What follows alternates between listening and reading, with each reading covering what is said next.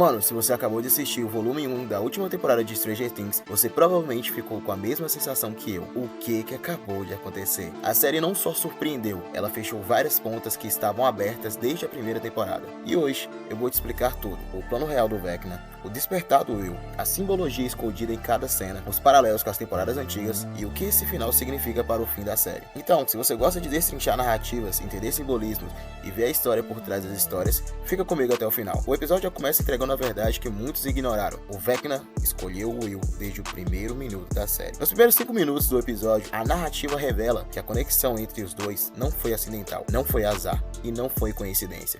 Foi uma escolha. A série mostra que o Vecna sempre buscou crianças, porque elas são mais fáceis de quebrar emocionalmente. E qual criança sempre foi a mais vulnerável emocionalmente, a mais introspectiva, a mais sensível, a que sempre teve medo de assumir quem era, o Will. Essa abertura prepara para tudo que vai acontecer depois. Finalmente, o Vecna fala abertamente qual é o objetivo dele. Ele não quer só destruir o mundo físico, ele quer dominar a mente coletiva. Esse conceito já tinha sido plantado na segunda temporada, mas aqui ele explode de uma vez só. O Vecna explica: crianças têm a mente mais vulnerável.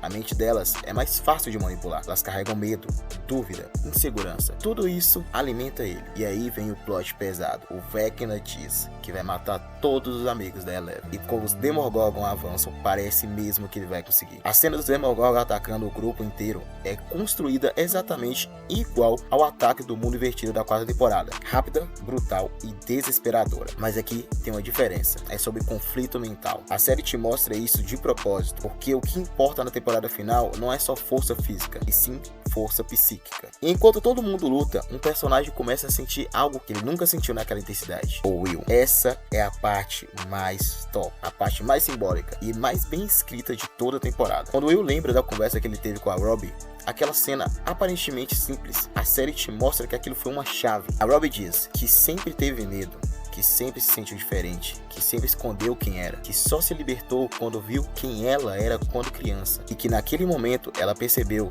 que o medo só existia porque ela escondia quem era ela de verdade. Essa fala é um espelho perfeito do Will, e quando finalmente ele aceita isso, suas responsabilidades, sua identidade, sua sensibilidade, o que ele sente, sua conexão com o mundo invertido, a série deixa claro: o Will sempre teve poder.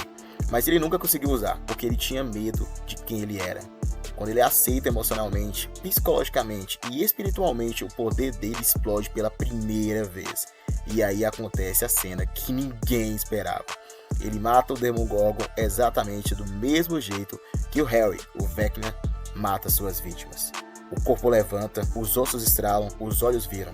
E esse momento que Stranger Things diz: o Will nunca foi uma vítima. O Will nunca foi apenas um garotinho desaparecido. O Will é a chave da mente coletiva. Se você olhar para trás, tudo faz sentido.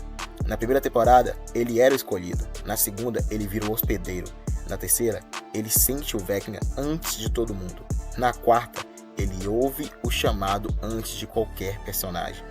E finalmente na quinta, ele entende por quê. O arco dele é sobre medo, aceitação, insegurança, porém identidade, trauma que traz poder. A sexualidade dele nunca foi apenas um drama, nunca foi gratuita. Ela sempre foi metáfora para travas intensas, e agora eles quebraram. 3 elementos aparecem de forma proposital: a infância como lugar de liberdade. A Robin fala disso. Ele sempre lembra da época em que não tinha medo.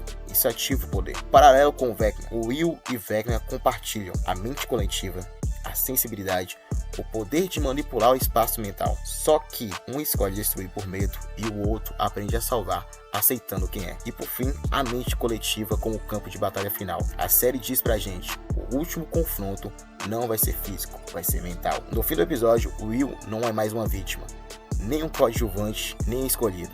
Ele é o mago, o feiticeiro, o ponto central da guerra mental, a arma mais forte da Eleven e o único com a ligação direta com o Vecna. O volume 1 fecha com a série dizendo claramente: o garoto que abriu a história é quem vai fechá-la.